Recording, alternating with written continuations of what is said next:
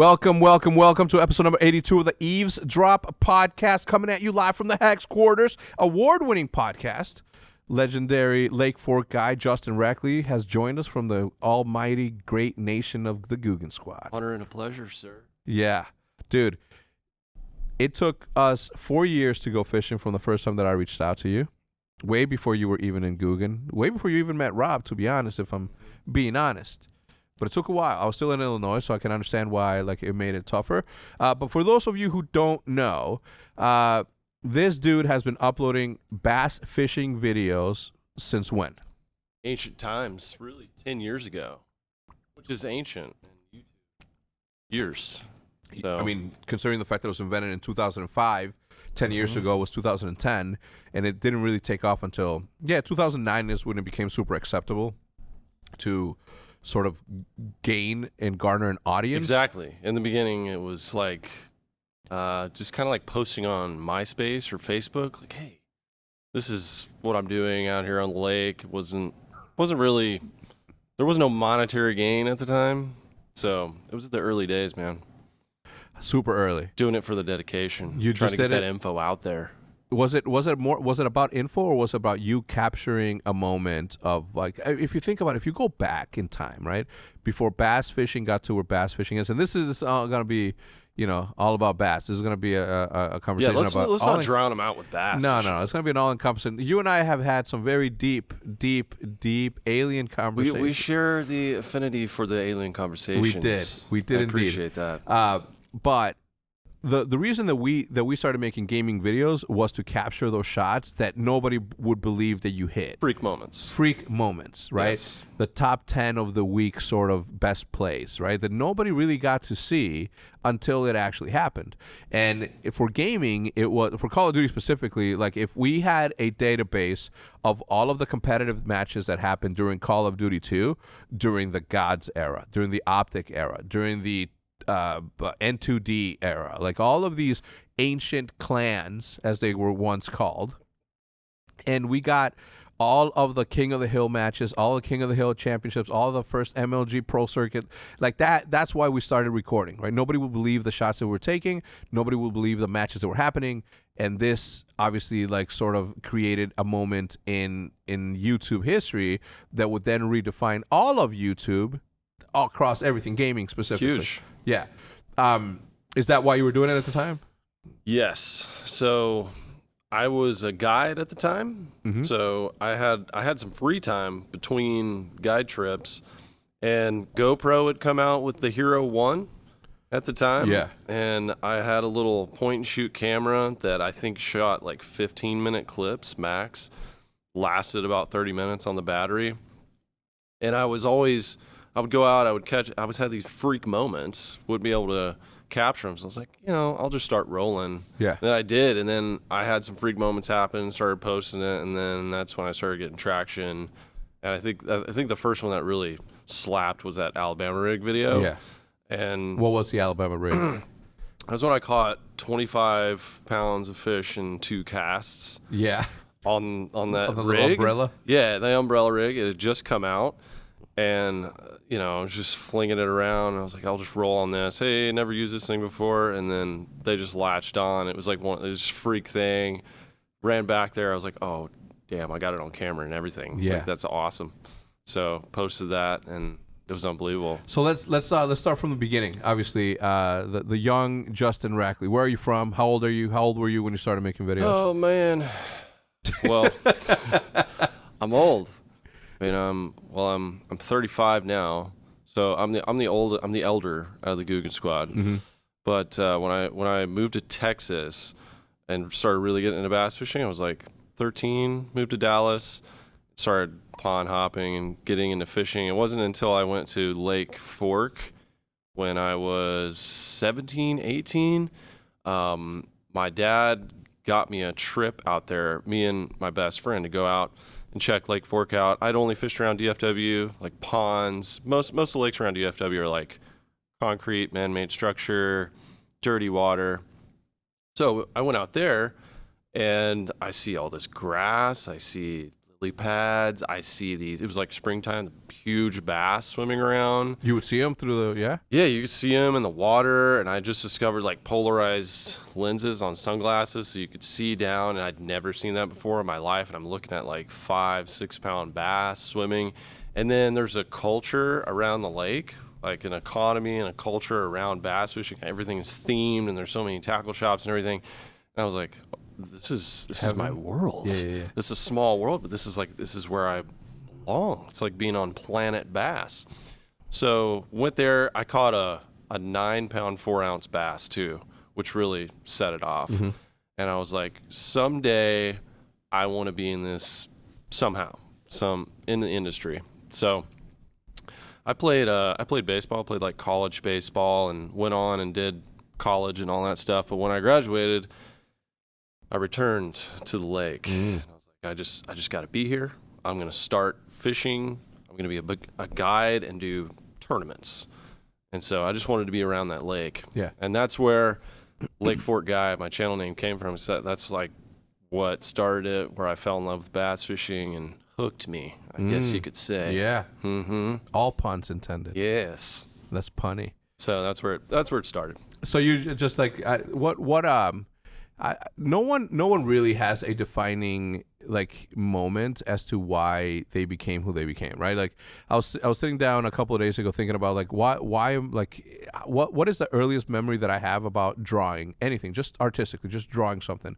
And I remember as a kid being in 3rd, 4th grade drawing cars, like automobiles, like just like Hot Wheels and shit with flames and all that. And I'm like, okay, all right, so that's taken care of, right? So that's where my graffiti affinity came from. I like to draw. Okay, then the gaming thing happened, and I'm thinking, what's the earliest memory I have of gaming? And then I started thinking about, well, I used to play Mario Brothers, but that wasn't it.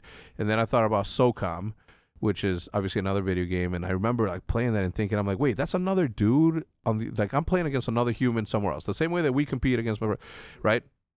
Fishing, I've never been able to track my memory down to the first moment that I wanted to be a fisherman.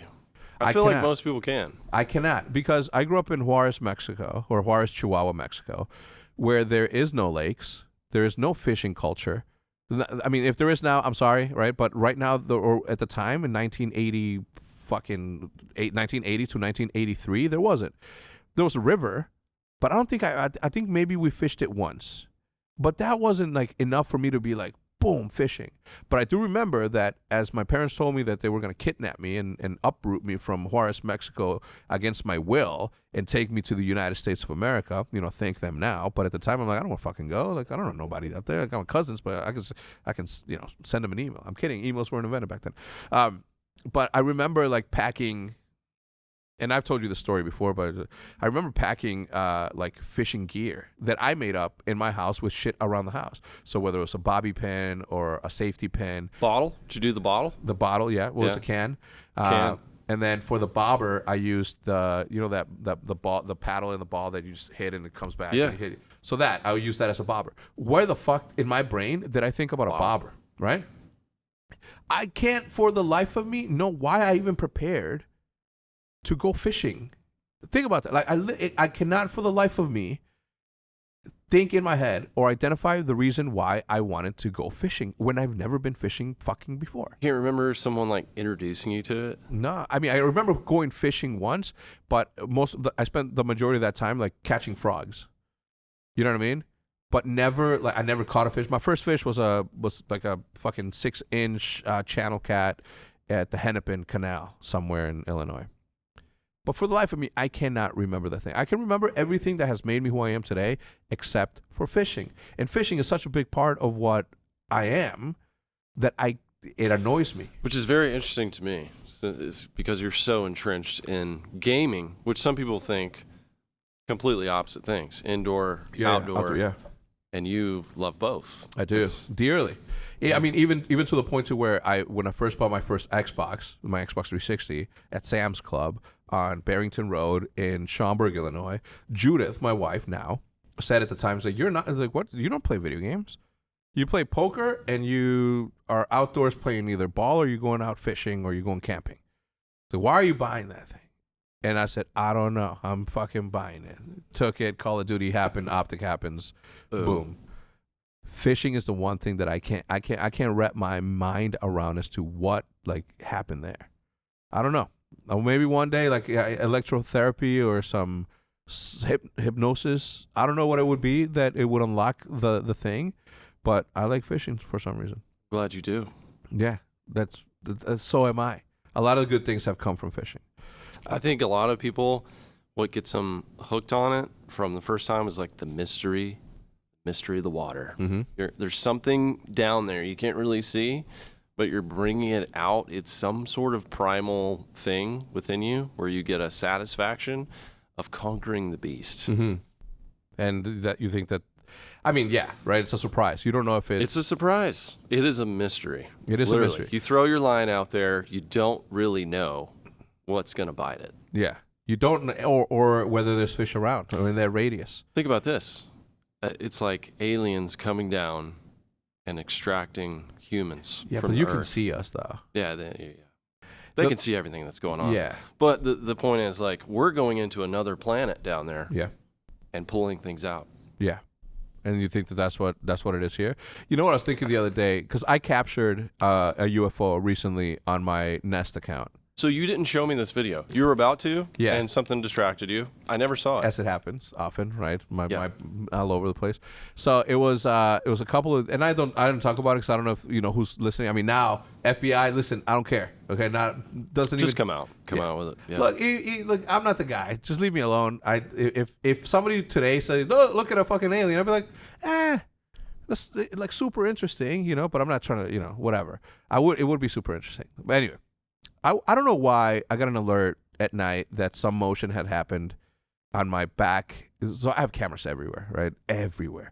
And in the back, all the way in the back of my house on the west wing of the house. No, I'm kidding.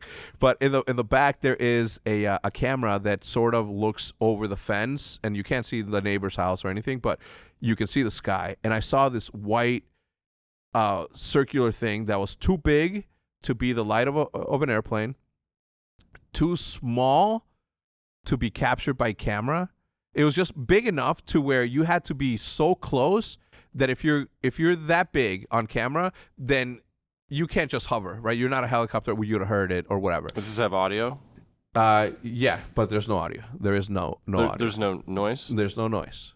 No, Matt, should we add that video to this thing? Okay, so we're about to add the video let's add it. to the bottom part. Now, I went back and I looked at other cameras, and there is another camera that caught it a little bit more. Okay, now earlier that day, that same camera captured a plane that was flying really low, and you can see the size of the lights. See the blinkies? You see the blinkies, Mm-hmm. and you also see how fast it travels from the beginning of the screen to the end of the screen. Because it's so low, it looks faster. Obviously, if you look at an airplane that's 35,000 feet, it's just going slow because it's covering more ground, and you can see a bigger picture of it.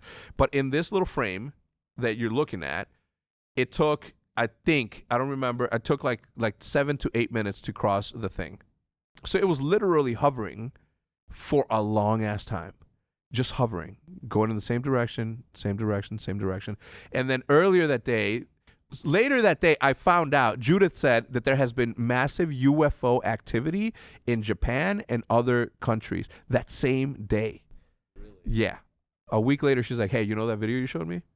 There was a lot of activity, UFO activity in Japan and all these places that same day. And I'm like, get the fuck out of here. I thought she was playing with me because she does that. You know Well, what I it definitely has been increasing on social media. Yeah. I mean, people going crazy right now. Yeah. With posting. I've seen that stuff too. Yeah. Like all over the world. But you're saying no sound. No sound. Slow hover. Too big. Yeah. Could you see any sort of shape? Or is it just light? It's just one big light. Is it at night? Or is it day? It was night. It was nighttime. It was nighttime. Yeah. I'm bringing it up right now so I can show you, and then we're also gonna. And it moved all the way through the frame. There was no drastic movements or anything. It was just slow and steady. Just slow and steady. It couldn't have been the moon, right? Yeah. We checked. I'm gonna show you right now. This is gonna be my first time seeing this. This is gonna be your first time seeing it, and obviously Matt will make the appropriate cuts and changes to the video, so it makes it. I don't know how. There we go. Dude, and think about how many people have phones now with awesome cameras that can get this kind of stuff. Whereas years ago... Yeah, you would think that the amount of people that are capturing, like you'll see it. I'll fast forward to the port. It seems like it appears out of nowhere, but that's because it's the... Okay, it just came in and went away. Okay, right now it just kind of looks like the moon. Yeah. Yeah, it looks like the moon. It's not the moon. Okay. Look how long it takes. And now it came from both directions, and it was going the opposite way of what the moon would go. In order for that video to make sense, it would mean that I would have to be in a reverse. It's going from the opposite side. It's not, you know what I mean? It's going towards the sun rising. Dude, this is like sitting still. I mean, this isn't just a slow movement. No.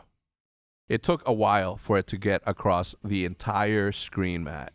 Right? And then earlier that day... Like how long are we talking? No, you can see it right there. Let me see. I can tell you exactly. Are we talking minutes or are we talking hours? Minutes. Okay, so it couldn't be the moon. It couldn't be the moon. It moved too fast, right? So let me see. I'll put it to you like this.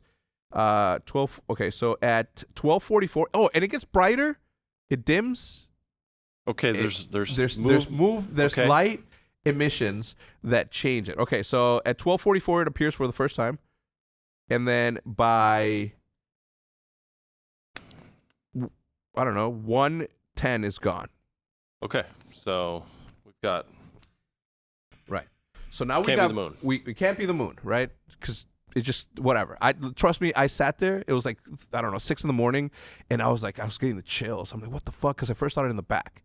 Right, in the back of the house. And then I saw it. And I'm like, that's the opposite way of what the moon would travel. Not only is it the opposite way in which the moon would travel, like the moon would have to be going, this is the sun, this is the moon. It would be like this. Okay. Right? Yeah. Because the sun goes this way. Right.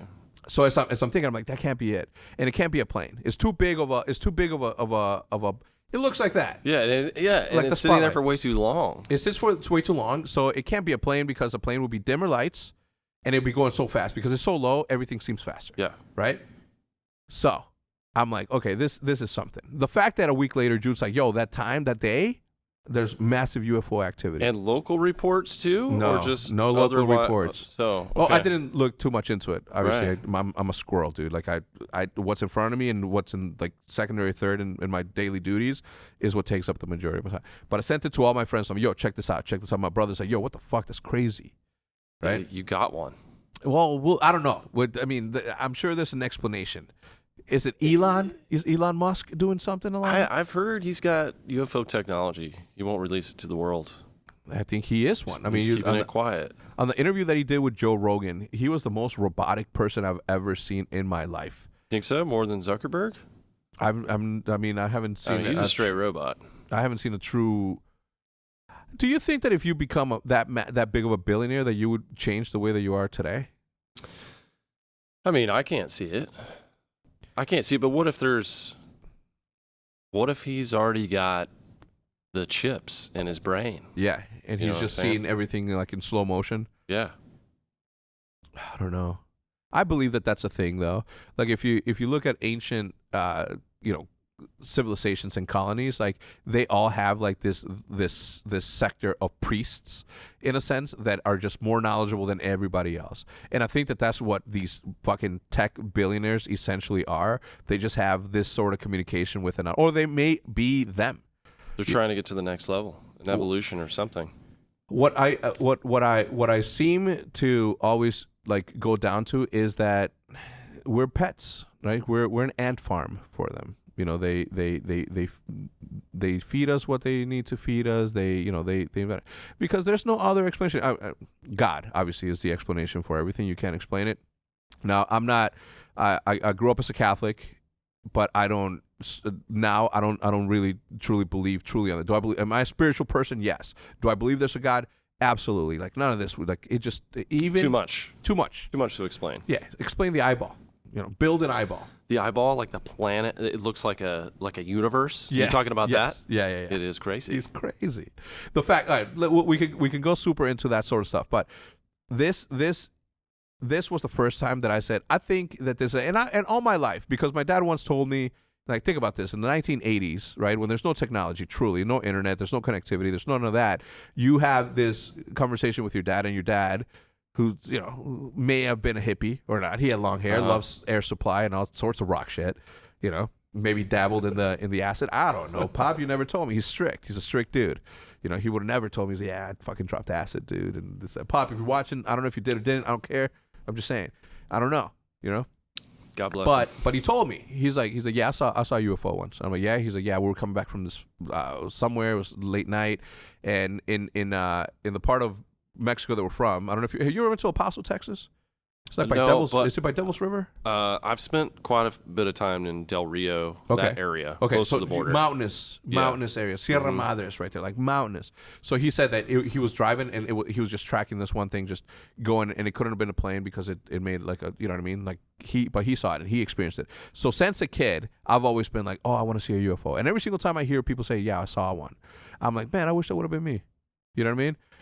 And I think this is the first time that I've been like, solid. Yeah, evidence. because and you can play it back. It wasn't like you saw it with your eye and you're like, I don't know, was I tripping? I don't know. Not even if I would have been, even if I would have called my shit out. You know what I mean? I don't fool myself. You know what I mean? I'm not one of those people that sets their alarm or their clocks 15 minutes, you know, faster so they can always think it's like, oh, I'm running late. But in reality, you have a 15-minute cushion. Do you remember that? Is that even a thing anymore? I don't do that. But you have heard of people that have done that? Yeah. Old school. Yeah. But that doesn't work anymore. Anyway, I'm not one of those people. I don't fool myself. You know, when I used to go to the gym, I didn't like say, oh, that's my last one, right? Like, I'm fooling myself. I'm not going to do that. I'm not going to waste my fucking time. You know what I mean? So if I saw this, believe me that I went through every single possible scenario to trying to debunk the thing. Skepticized it. Yeah.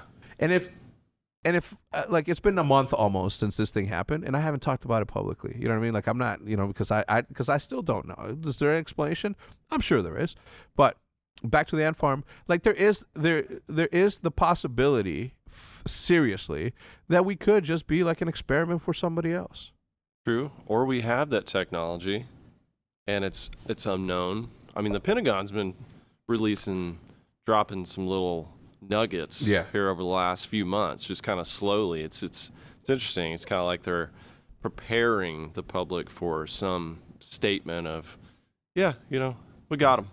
This is Alan. Yeah, this is Alan. You know, he's from Planet Xenon. Yeah. You know, he's been giving us the hookup on technology, and next year we're going to have free internet for the entire world, like instant 8G or something. I don't know. And by the way, he's a relative to both Elon Musk and Mark Zuckerberg. Yeah, there's that whole weird thing. Well, they do say that they live among us already.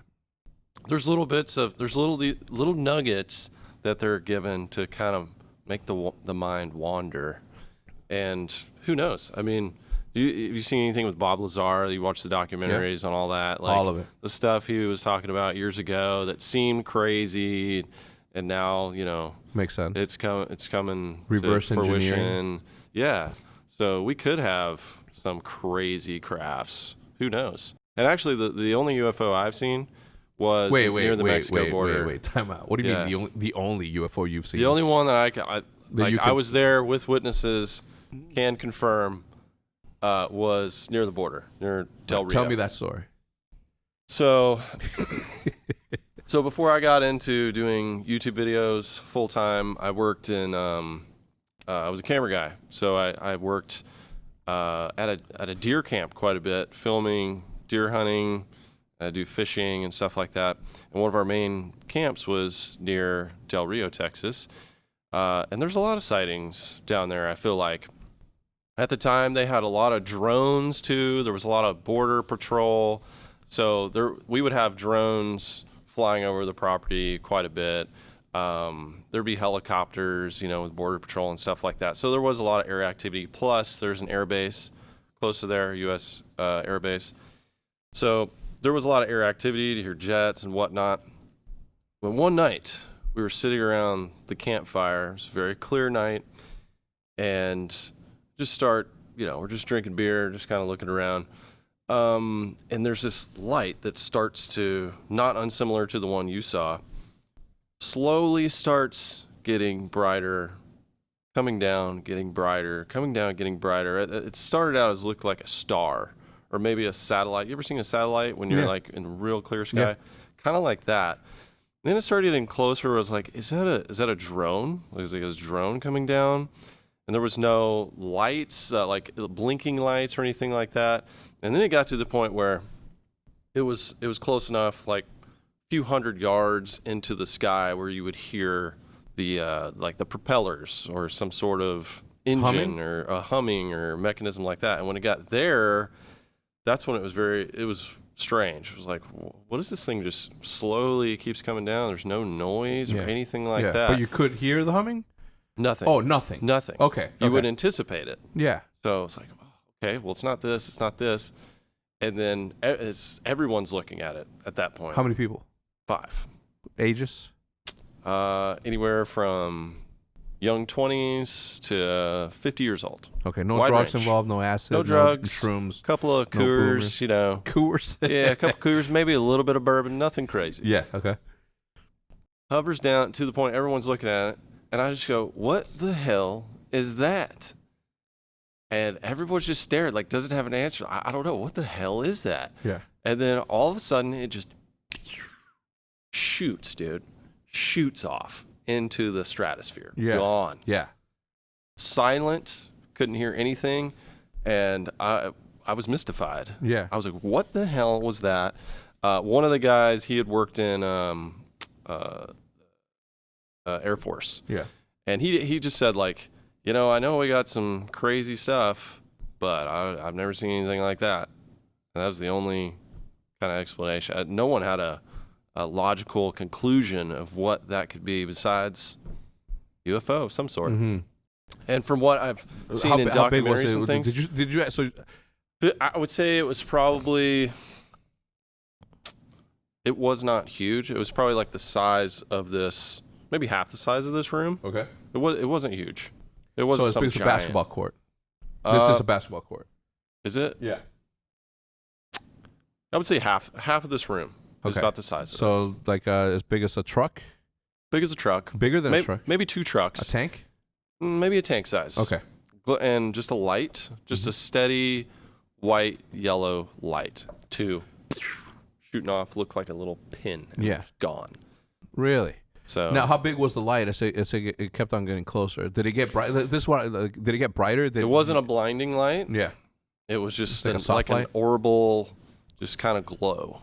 Yeah. Was it the whole thing, or was it like Whole thing. headlight? So the whole thing was the light. Whole thing. Yeah. Mm. Yeah. So And it wasn't blinding in the night. Was it at nighttime? Yeah.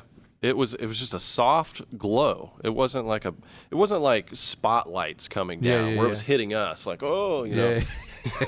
Like, They're taking me. Yeah. It wasn't anything like that. It was like just a soft glow and just stayed with the craft. Yeah. And so we never had any light on us or anything.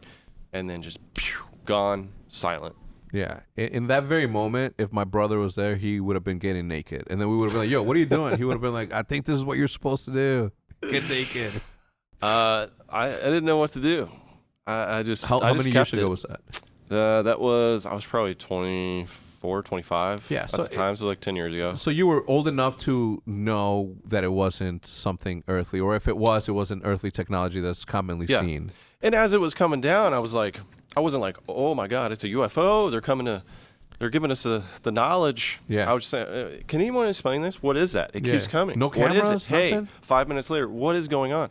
So it's 10 years ago. I'm a camera guy. I did not film it. Yeah, but My camera was in. It was so mystifying. Yeah. It was like I didn't even think about that. Yeah. I didn't. I was like just kept watching it. It was probably a 5-minute process. Yeah. Really? Yeah. So do you think that light is okay? You know how frogs shine a light on them, they don't move. Freeze. Yeah, they freeze. Do you think that that's probably what happened? No. Everyone was in their right mind. There was no lapse of time. I didn't look down and like all of a sudden it's 3 hours later. Yeah. And, Damn, that would have been scary. So yeah, it was a legit encounter though, I would say. Yeah. I don't know. See, the every single time we look, I've seen all of Ancient Aliens. I've seen like every documentary that has to do with aliens. Yeah. I'm all about. In high school, I was like the biggest conspiracy theorist ever. You know, read every single book, read every single spiritual book. I was big into aliens when I was a kid too. Yeah. Like very scared of them. Yeah, I've never. It was a big problem for me when I was like 7, 8 years old.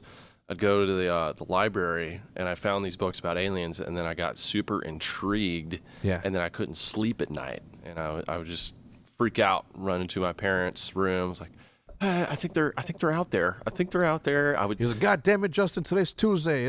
Dude, creepy ass drawings in these books, man. Like, should not be in a kid's book. Yeah, exactly. Well, I guess they weren't kids' books. I was just like in the school library, and there's these scary ass drawings of alien creatures in these books. It freaked me out. Do you have any siblings? I have none. Do you know why? It's because you watched alien books and you interrupted your parents, dude. Probably.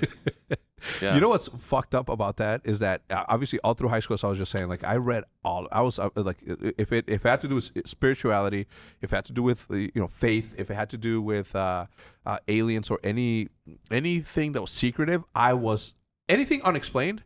That was my thing. That was my jam. Mysteries. Yeah, that was my jam. I painted graffiti. I played basketball. And the nerdiest shit ever was fucking, like, I would watch moon landing documentaries. Like, You were into it early. Yeah, on my own, too. Why? I don't know. What interested me in that, right? But as a kid, I always was into that, into something. This is not where I thought this podcast was going to go. And I'm going to tell you something.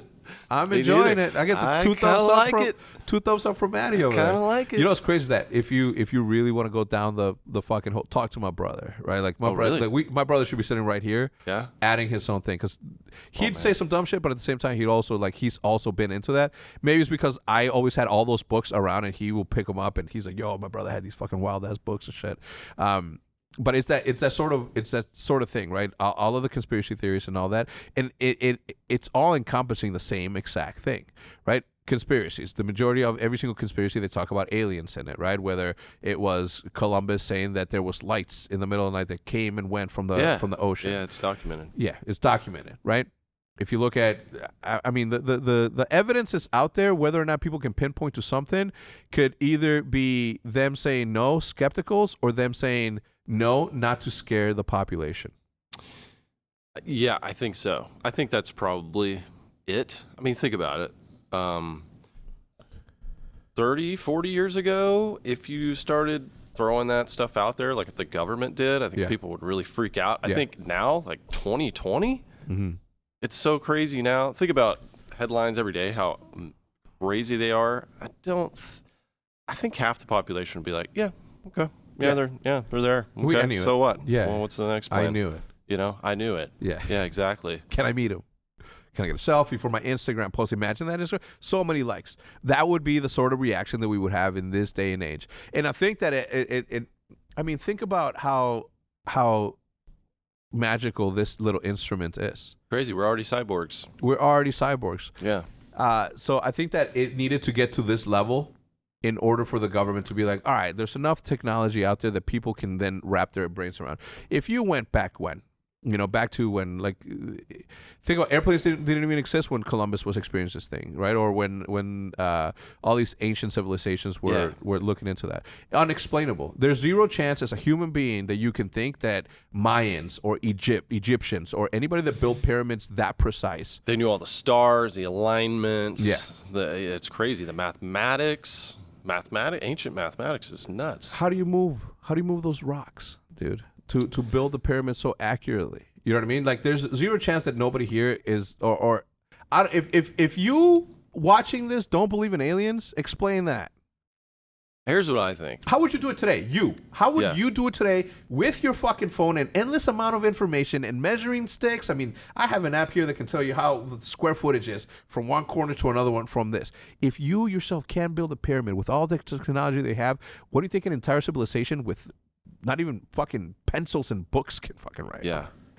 Makes no sense. I think they had to have some sort of help.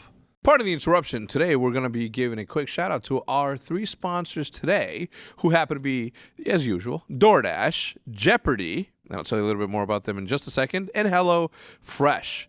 DoorDash obviously being one of the staple sponsors of this program, and as you guys know, between the endless and I mean endless amount of work duties and school duties and parent duties, everything they have to do on a daily basis. You can't just sit around and wait to figure out, 1, what you're going to cook for dinner, 2, how you're going to get the stuff that you need to cook for dinner, or 3, figure it out at the end on how to get it all in your belly. So what do? Skip all that, order from DoorDash, and you'll be able to get your food at your door super, super easy, right? You want Chinese food, somebody else wants pizza, somebody else is craving froyo. There's something for everyone on DoorDash, right? You can still continue to support your local restaurants in your community safely because there are thousands of restaurants open for delivery on DoorDash that may need your patronage. Support your favorite restaurants on DoorDash. You've counted on restaurants, now they're counting on you, and while their dining rooms may be closed, they're still open for business and for delivery with DoorDash. DoorDash is the application that brings you food that you're craving today, right now, right to your door. Ordering is easy. Open the DoorDash application, choose what you want to eat, and your food will be left safely outside your door with the new contactless delivery drop-off setting. With over 300,000, I repeat, 300,000 partners in U.S., Puerto Rico, Canada, and Australia, you can support your local go-tos or choose from your favorite restaurants that are out there nationally, like Chipotle, Wendy's, the Cheesecake Factory.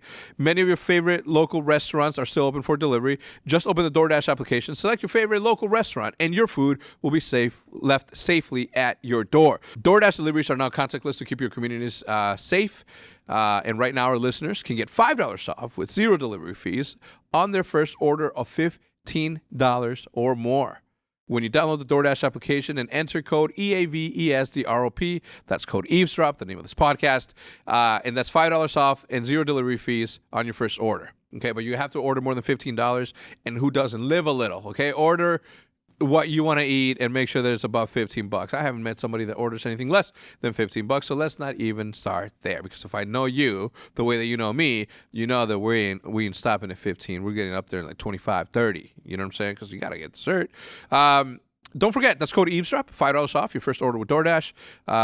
And yeah, one last time, $5 off, 0 delivery fees on your first order of $15 or more when you download the DoorDash application and enter code Eavesdrop. That's EAVESDROP. Another sponsor today is Jeopardy. Okay. I wanted to tell you guys about Play Show Jeopardy. All right. It's a new Jeopardy game available now on PlayStation, Xbox, and Windows. If you guys remember a couple of weeks ago on the Huntsman channel, now the Chicago channel, we did a Jeopardy episode, which obviously banged. Everybody was having a ton of fun, which obviously translated, and everybody watching obviously had a lot of fun. You guys. Play Show Jeopardy is a way to experience the fun and excitement of being in a game show in your own living room. It can be played alone and with friends and family, and enables what you've been doing all the time, yelling at the TV. Never before has there ever been a chance to participate with your voice just like a real contestant using actual episodes of Jeopardy. Okay, so actual episodes that have occurred in the past of Jeopardy. Experience the history of Jeopardy from your couch, 80s, 90s, and all the way to the present. Discover an endless world of knowledge. The game combines your console and your mobile device so you can buzz and speak your answers just like you would on the show. Obviously, the same way that we did it when we were playing right here in this very moment, in this very studio when we played Jeopardy as a team. You can play yourself, or up to 3 total players can play the game across different eras, and additional DLC packs with favorites like Teen Tournament, Road to All-Stars, and All-Star Captains classics. In fact, the game is 20% off on PlayStation from $12.22 to $119, and Xbox from $12.29 to $1.4. That's January 4th. I'm going to tell you again. So from December 22nd to January 19th on PlayStation, and on Xbox from December 29th to January 4th to get 20% off. All right. So go to playshowtv.com to start playing the Jeopardy show now. That link is going to be just listed in the description down below. So just click on it, go there, and start playing it. Again, that's go to playshowtv, PLAYSHOWTV.com, and start playing Play Show Jeopardy now. Have fun. Let me know how it goes. I'm interesting to see, and we more than likely will be bringing that back because that video was super successful. So obviously we're gonna try to do that again. Last but certainly not least, another sponsor that has been coming back because they love you guys, they love me, they love the podcast, and we love them for supporting as much as they have. Right? What is HelloFresh, you may ask? Okay, well, HelloFresh gets you fresh, pre-measured ingredients, and mouth-watering seasonal recipes delivered right through your door. HelloFresh lets you skip those trips to the grocery store and makes home cooking easy, fun, and, more importantly, affordable. And that's why it is America's #1 meal kit. Eating healthier has never been easy with low-calorie, carb-smart, vegetarian, and pescatarian options every single week. And no matter what you choose, every single recipe is packed with fresh produce sourced directly from farmers. Cut down on grocery bills and food waste. HelloFresh delivers pre-proportioned ingredients, so you're not overbuying, which is a burden on not only the planet, but also on your wallet. Obviously, nobody likes leftovers. I mean, I do, right? Sometimes I'll eat the same thing 2 days in a row, but anything over that, it's a little bit too much, right? HelloFresh offers flexibility you need with customizable orders every single week. You can easily change your delivery days or food preferences and skip a week whenever you need to. HelloFresh's Easy Eats offering has tons of quick and easy meal solutions like oven ready and 10 to 20 minute meals, perfect for your busy schedule. I know I need that.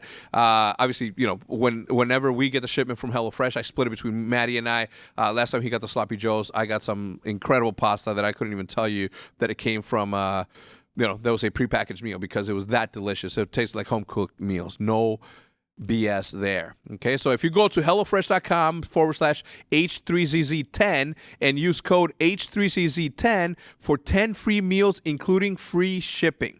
Okay, so give it a shot. Literally costs you nothing. You just put in your address. You use the code that I just gave you, H3CZ10, for 10 free meals, including shipping. The link will be listed in the description down below, so just click on that.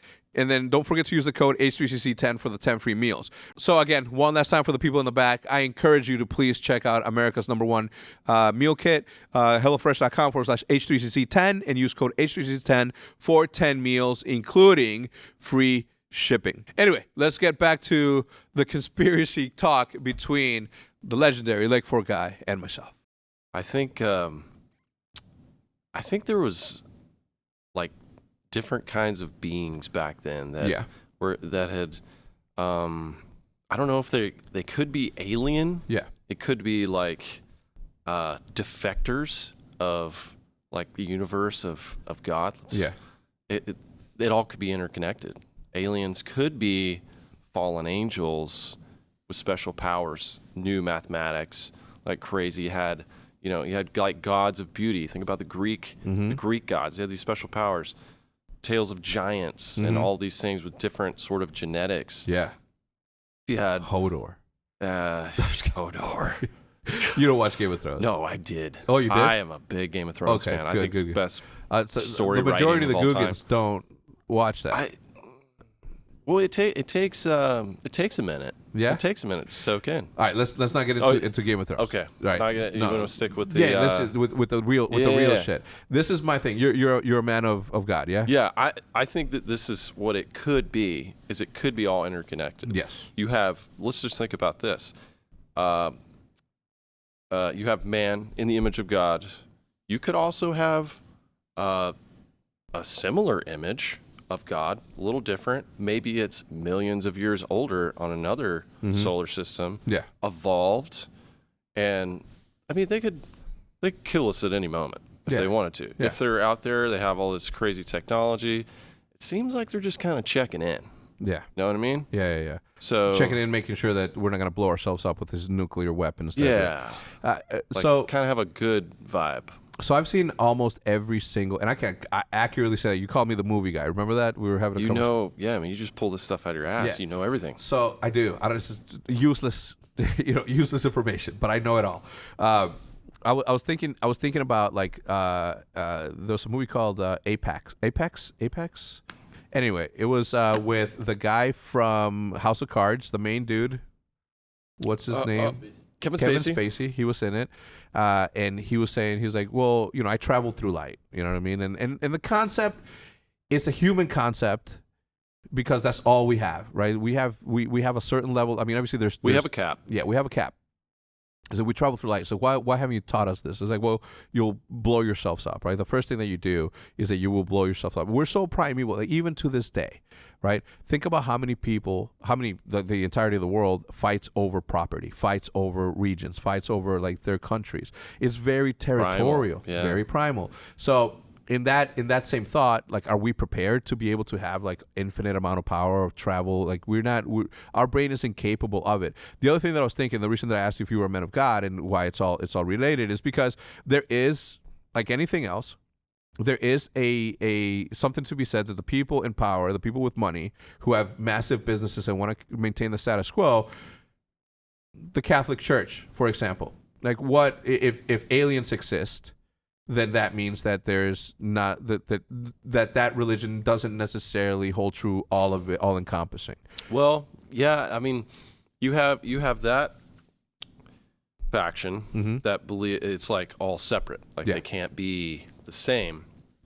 But I'm in the camp of it's connected. Like some of the things that are in the Bible and Genesis, some of the like the Nephilim. The what? The fallen angels, the Nephilim. Yep. Those people are fallen angels that had special knowledge and special powers. They come down. They're angry at God. Yeah. Okay, and they're trying to be defiant. They come down with the people, and they're passing on all this like, you don't know. You're so stupid, and then you get these beings that have all this. Say they can build these types of pyramids with this special power, technology, and then you have vanity, and then you have like physical strength, and you get people to worship you and like your own gods. Think about all these ancient tales that have these gods of earth. I think it be connected. So I do too.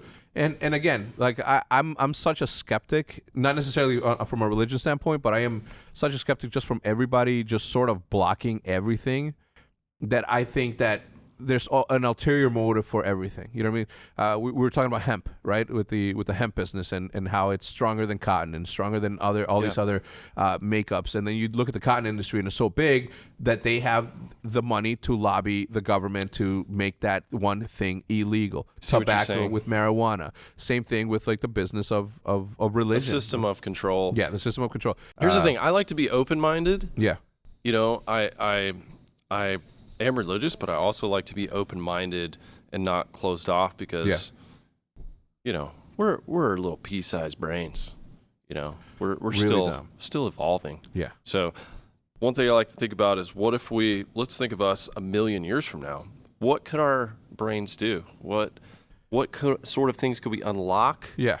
That we would have. Maybe we'd be able to levitate this water bottle or get things to move. Yeah. You could control energy.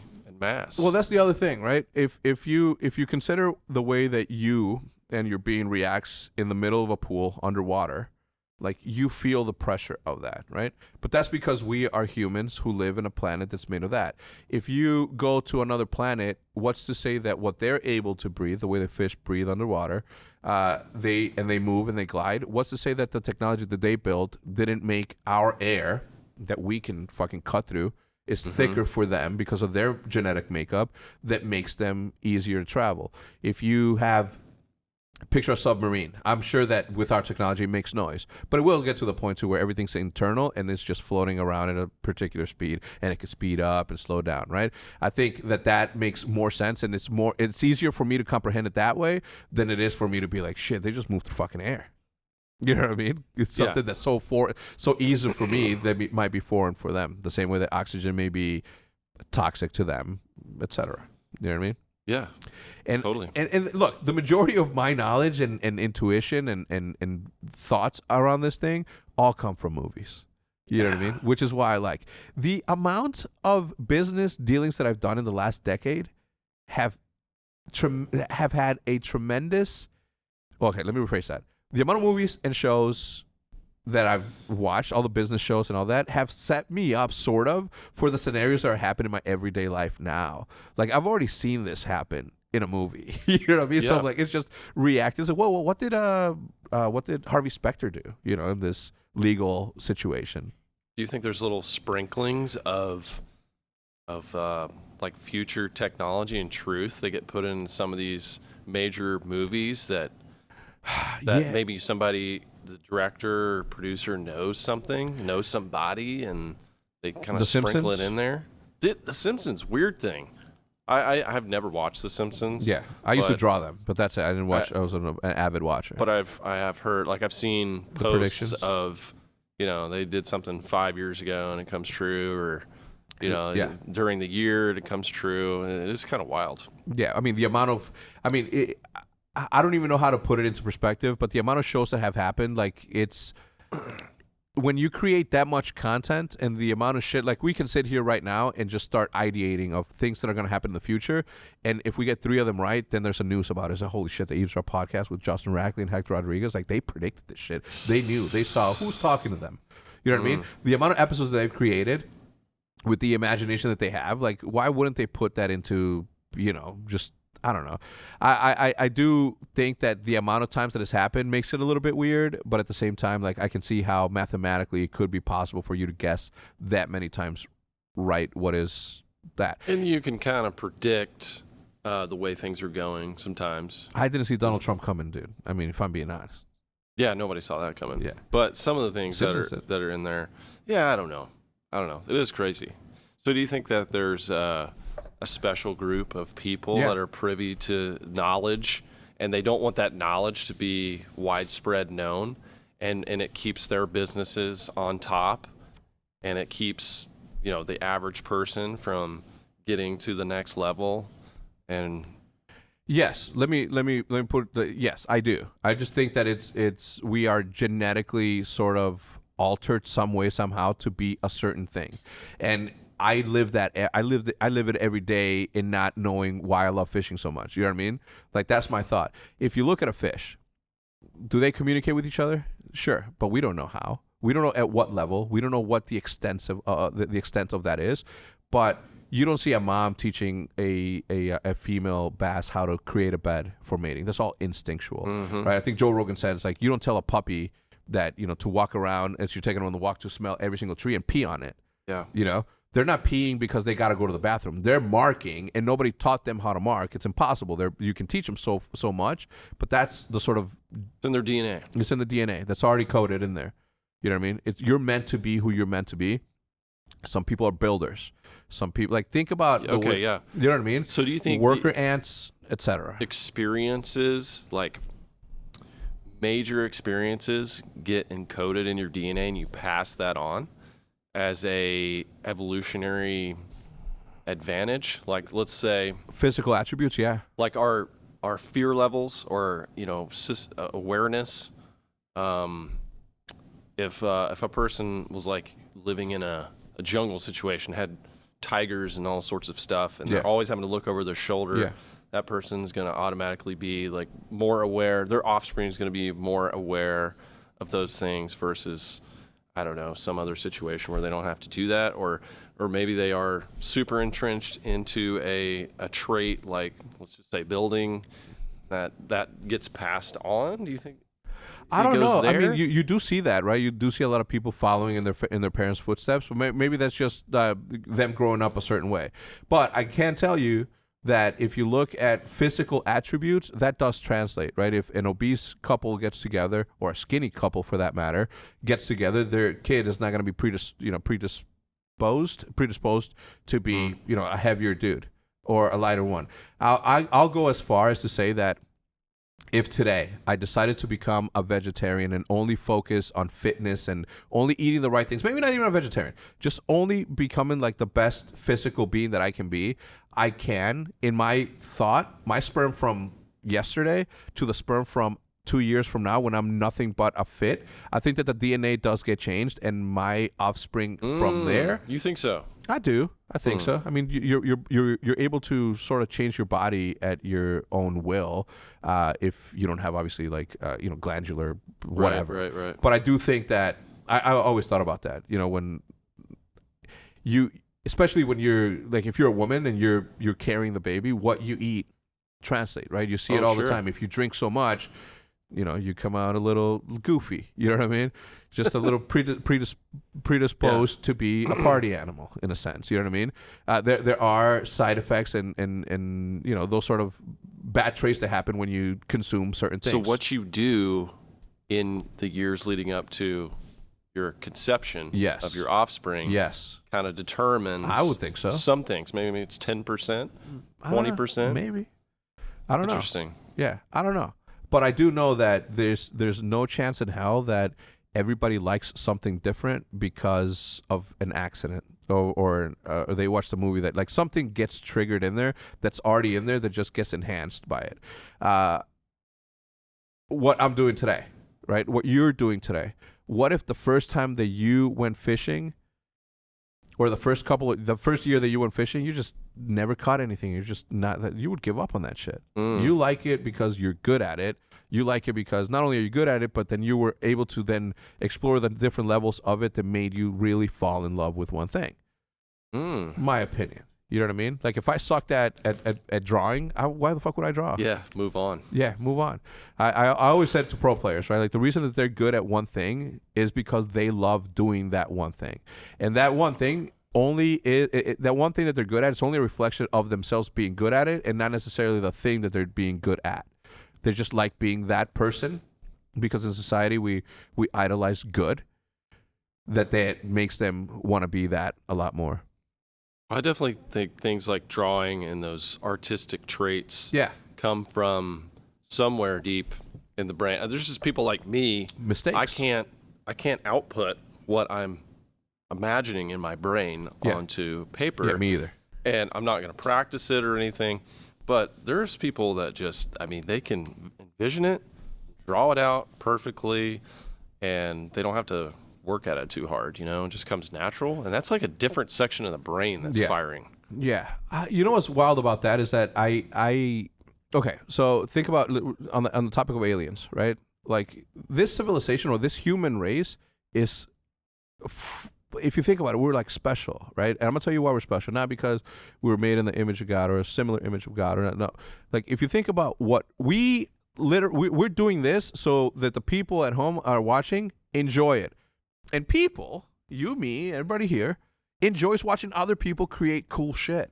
What other animal do you see, aside from mating rituals, right, which is artistic in their own manner, what other, are aliens the same way, or are they too civilized to create art? They might be, they might be just having an entertainment session, watching, and what can they do now? Yeah. What are they doing? Yeah. Are they able to do this? How funny that is. Like, this dude put something on a piece of wood, and the other one fucking loved it and bought it. You know what I mean? If you think about the concept of art, singing, for example, comedy, for example, right? The art of putting a phrase together that will make your reaction be ha ha ha.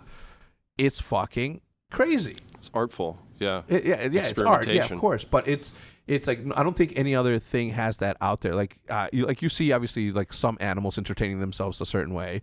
But a little bit. Yeah. Like but I've not seen to this little level. clips of dolphins or something. You know, yeah. But not yet. Not to this level. Not only that, but to idolize, right? To get to that level of like 30,000 people are showing up to see 10 people play a game of basketball in there. Yeah. Like sports and athleticism, at the end of the day, came from an imagination that somebody put together and said, you know what we need to do is we need to 5 people over here, 5 people over here. There's a ball, there's a basket, and then people are throwing it in there, and then you get points, and whoever gets the most points wins. That was imagination. That was art creating that then evolved into sports, but it all came from imagination. You ever heard about like was it Mayans or Aztecs that played it was sort of like basketball? No, they invented it. Yeah, it was the Aztecs. But it was like you die when you win. What was the point of that? Wait, you die when you win? Yeah, you die. The winners died, and it was like an honorable death. It was a way different outcome. Yeah, it wasn't like the losers died, which would make more sense. Yeah. I think I'm remembering this correctly, but that seems like a bad idea. Okay, so so there's Aztec citizens played patoli or patoyi. You had to be the son of a noble and athletic one at that to play ancient Mexico's most famous sport, a ritual ball game the Aztecs called ulamalistli. So essentially, is the one where you it's like soccer, but it's soccer and basketball where you only use your hips. Oh wow! And you try to get what I imagine is like a ball made out of a coconut husk through a hole on the side of it. I don't know, but I do know that was a thing. Skin. I didn't know that I had. Does it say the winners die? Nah. No? No. Where did I get that from? So it's like the Maya and the Olmec. The object of Tlachtixtli was to put a ball through a hoop made of stone at the end of a court. But unlike basketball, the players can't use their hands. And no, it doesn't say anything about the Mesoamerican ball plug. Like I see it. I mean, it's on the side of the wall. Yeah. Like think about that. Was built how long? Look how smooth those stones are. How do you make a circle? That's a toughie. You know what I mean? Like there is way too much out there to say that we are alone in this place. There could be, mathematics that just got lost in history. You know, you look at I think there's some stuff in Egypt that Egyptologists don't really want to share. Yeah, well, they just don't really. There's a narrative that's they've already built this great story about Egypt and how everything works. But there's some little things that come up every once in a while that just don't really fit in. And there's crazy math. They do all these crazy things. Well, I was thinking the other day of as a kid, obviously as a Mexican kid growing up, you understand that the Mayans came up with the concept of zero, right? The binary code that you can use for your laptops. They use everything. It's a binary. Without zero, you can't do math, essentially, right? But that's was that the birth of mathematics, being able to run everything in decimals? I don't know. Well, but bottom line is what I'm saying is to think about that can't just happen magically. Like you have to have somebody help. Brought that knowledge down. Somebody had to. Otherwise, how do you measure the stones to build a pyramid? Why would you build a pyramid? Why would you want to? I mean, why do people draw? So why do huge. people sing?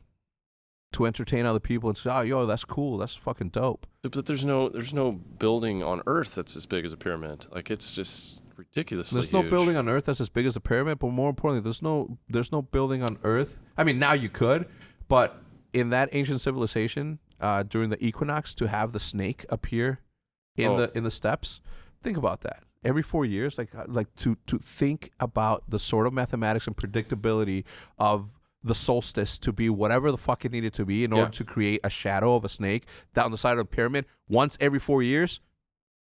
Aliens. Speaking of planetary crazy stuff, did you see the Greenland, the movie? No, I was no. so scared. Last night, the star that appeared for the first time in 400 years.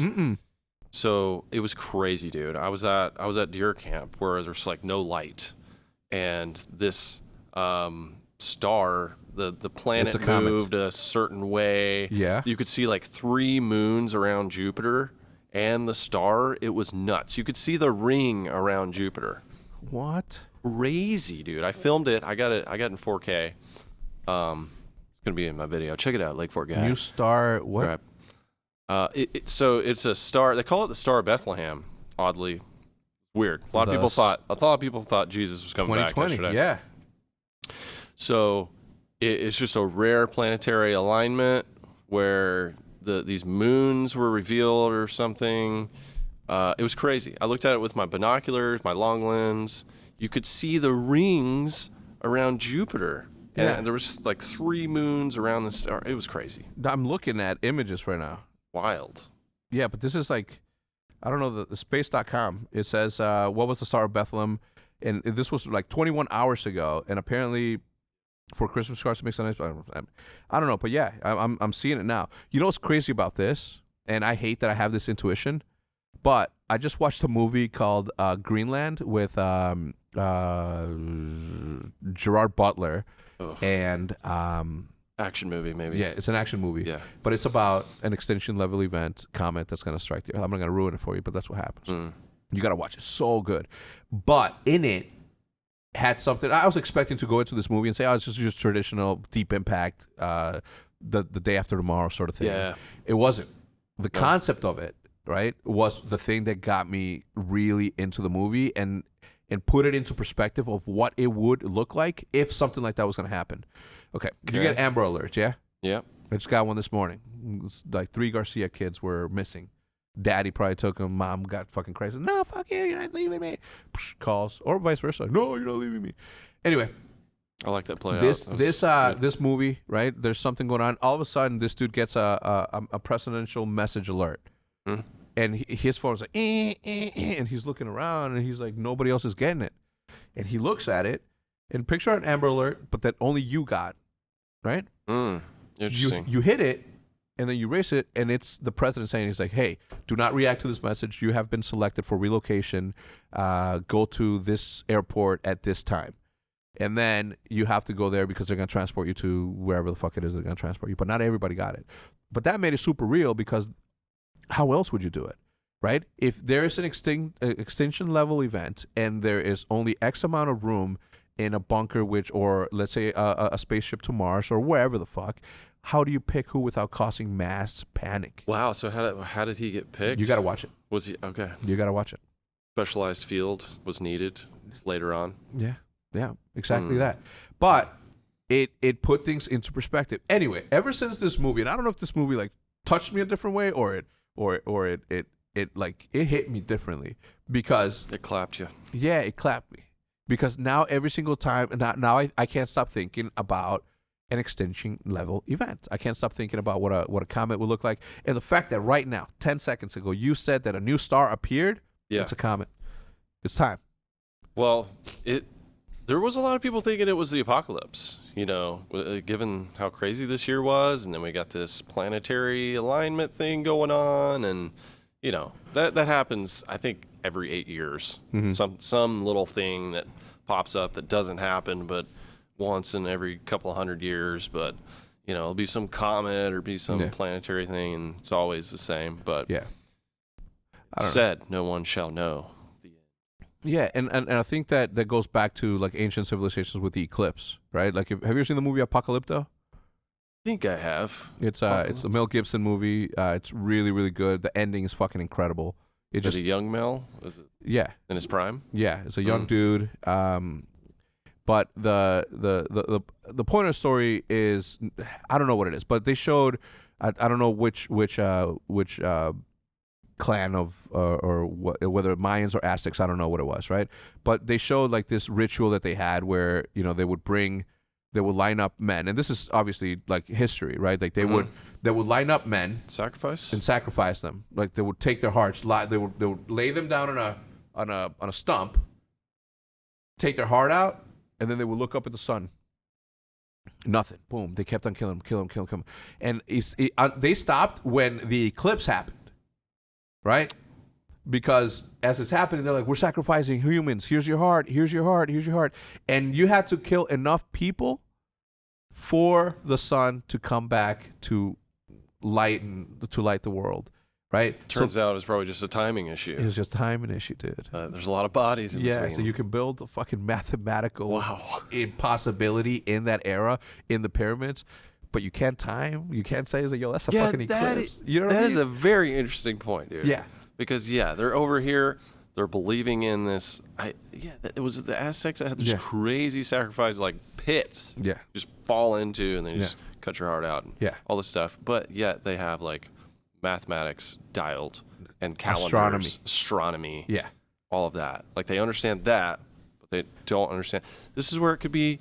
You could have a god. False god comes down that's like, I'm teaching you all this mathematics, you're all impressed, but hey, guess what? You got to kill some people every once in a while. And that's the evil part that they insert because they're mad at God.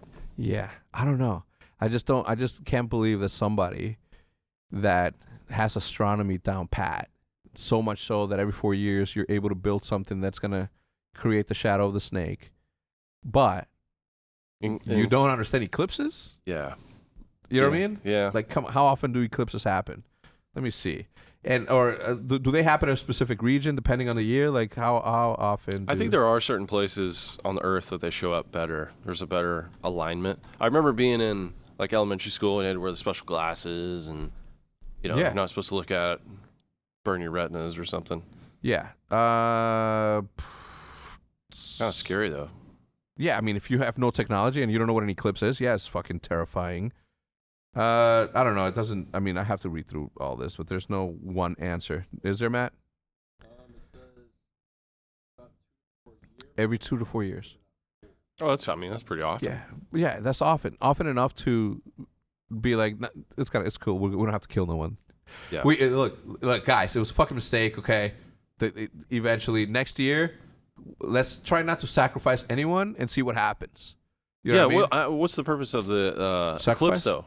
Like what starts over? What's the go button when the eclipse happens? I don't know. Like why are they so excited about it? I don't know, but I saw a video recently of like an actual video of this day and age society all gathered around, together, like 100 people gathered together to watch the eclipse with their super cool glasses.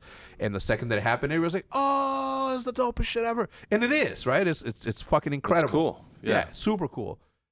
But we are celebrating like, "Oh hell yeah, shit! We gotta wait a couple of years." Them back then, like, no knowledge of what that is. Imagine experiencing that as a kid for the first time ever. Cleft lips, what is that? What it's called? Cleft lip. Cleft, is that what it's called? Yeah, I think so. So in Mexicans believe, growing up, Mexicans believed that if you were pregnant and you were out there during an eclipse, that's what would give your kid the cleft lip. Another thing that my family believed growing up. Now, mind you, okay, my family was not fucking stupid. Okay, you guys are coming from a position where you have the fucking internet and Google, motherfuckers. Okay, we're talking about 1980 to 1989. The internet hadn't been in color TVs, or cable TV hadn't been invented. Okay, it's all signal. So don't call them dumb. But they used to believe, no bullshit. Growing up, I was told to put towels over mirrors. Now, if you're Mexican, this is normal to you. You understand that. But I don't have no idea where this is going. You're not going. Mexican. Everybody else who's not Mexican watching this, this is going to sound weird to you.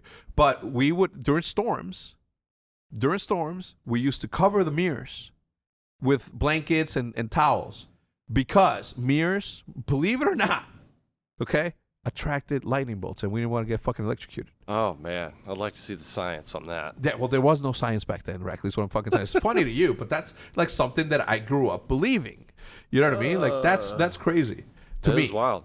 Yeah, I get what you're saying though. So if you grow up in a civilization where it's just this is it, where information is bountiful, you're not smarter than somebody who wasn't. You just know more.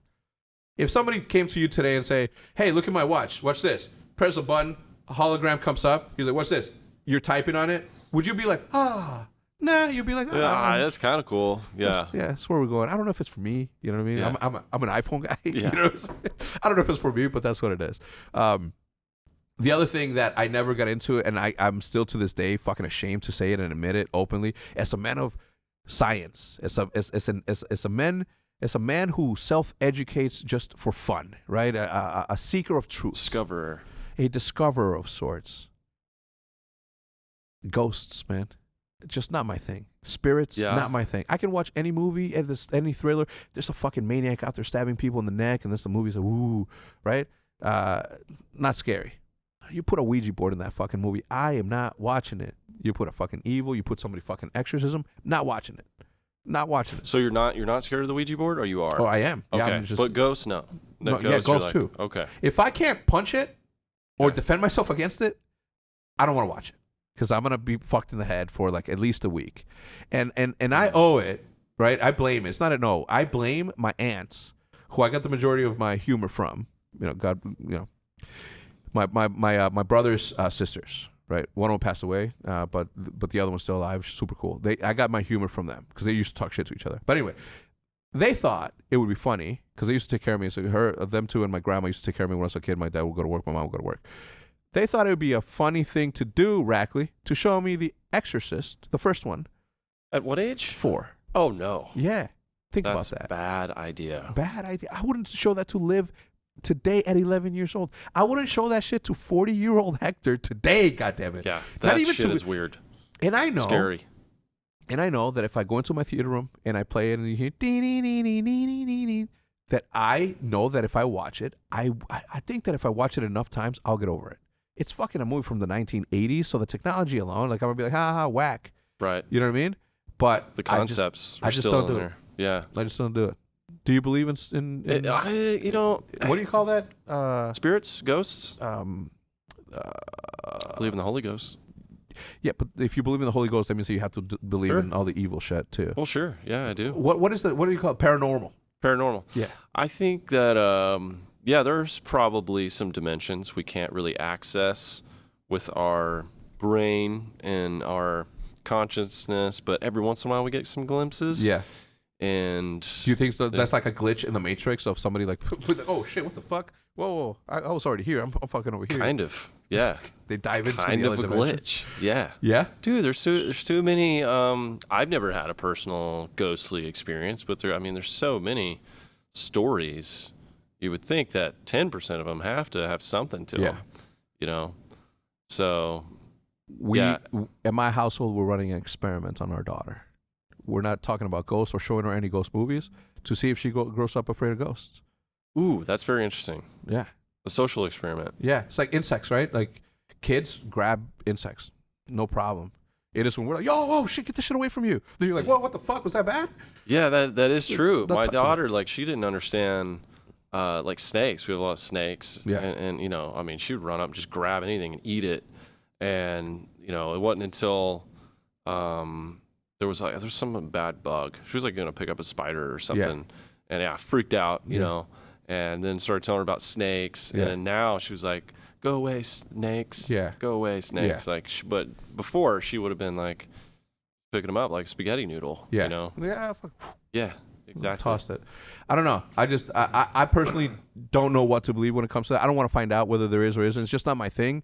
Maybe it's because I was traumatized as a 4-year-old kid.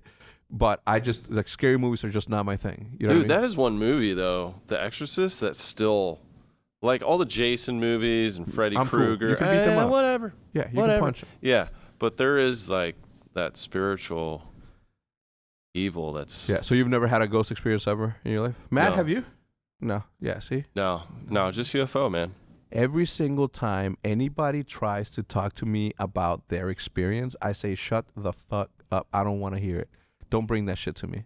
Don't bring that juju. Nah, Yeah. just keep that, man. You know what I mean? It's not for me. Which is, again, when you put it into that perspective of interdimensional glitches that may happen, then it may, my brain can wrap itself around that, right? But I was conditioned to grow up thinking of that thing as an evil thing. You know what I mean? Like, oh shit, it's Sure. fucking devil and shit. Sure. You know what I mean? It's like that. Well, isn't Mexican culture, like, more in tune with ghosts? Dude. Like, just Dia down de with los the ghosts? Muertos, Yeah. like all that stuff, yeah. And I don't know why. I was fucked up. Like, why as a culture did we decide that was going to be a thing? Yeah. You know what I mean? It got to the point to where we obviously, celebrating someone's life, right? But, that's culturally, like, that's the way that we grew up. But the amount of folklore there is out there. Josefo, have you ever had a ghost experience? See, Mexican. Yeah. Yeah. Has. Yeah. I can't. Saw it in the mirror during a lightning storm. Yeah, he's during lightning storm. Like, you should have seen it and shit. Bro, the amount of stuff like the cleft lip, like that. There's so many of those things that exist in Mexican culture that it is fucking crazy. I would love one day to have like a professor of somewhere in Mexico that can fucking go super deep into the reasons as to why we believe in things. That La Llorona and shit. Have you ever heard of that? La Llorona. Llorona. Yeah. Only in watching the Disney Marvel, the Coco. Yeah. Yes. Yeah. So La Llorona is the story of a lady that apparently drowned their kids, and she's always screaming, "Ay, mis hijos."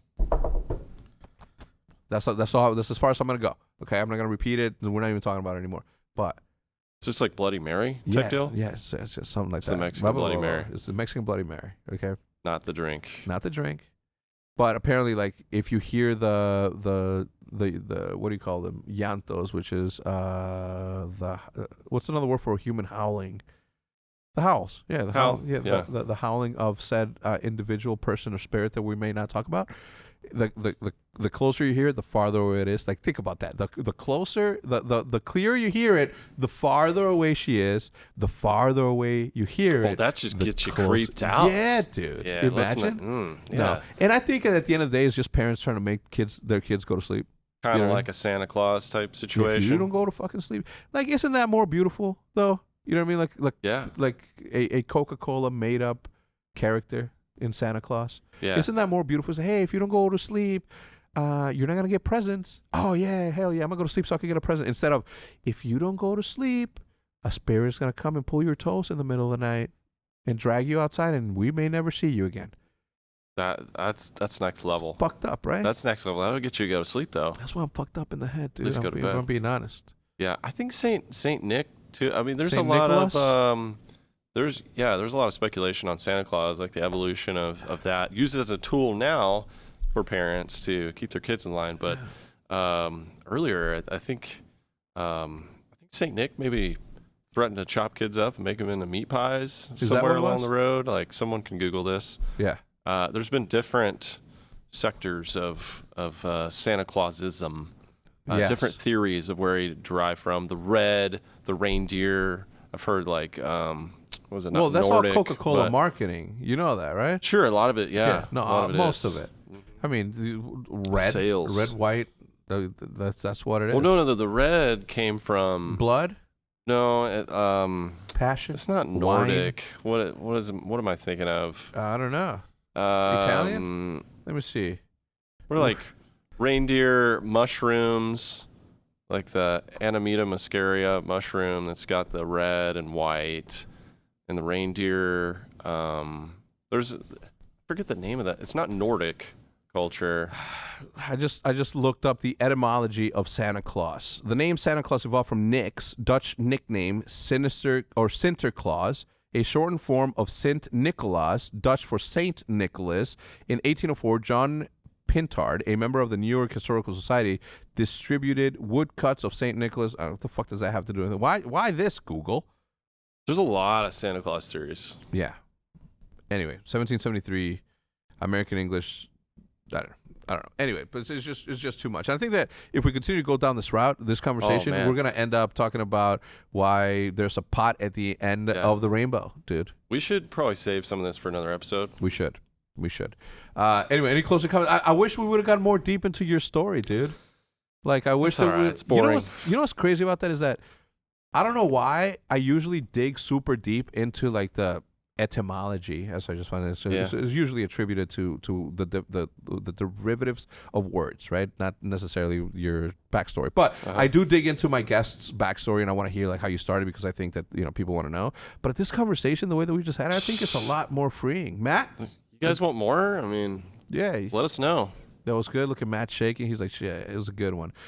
Anyway, I think that we follow up on this podcast at later times. We'll talk about you and the new Googan and what Googan's doing next. All the cool shit. I feel like I didn't do the podcast because I didn't ask you everything that I wanted to ask you about you. But I also think that this was one of the most entertaining podcasts I've ever made. So obliged. Thank you for that, man.